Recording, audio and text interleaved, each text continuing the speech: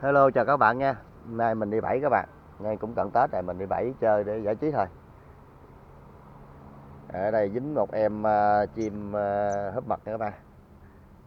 Trời ơi, có cái con kỳ nhông ha, mình nãy giờ mình không xem, có thể là kỳ nhông nó quấy rối các bạn. Có thể để mình xem clip lại, chắc lẽ là kỳ nhông nó quấy phá cái chú chim này rồi. Đây mình dính một em bổi rất là đẹp. Nhưng mà do cận Tết đó các bạn, cho nên mình chỉ bẫy chơi thôi, thấy chim sung bẫy thôi chứ mình không có bắt bổi các bạn. Tí xíu nữa mình sẽ thả nó. Chào tạm biệt các bạn nha, hẹn gặp lại các bạn trong những clip sau.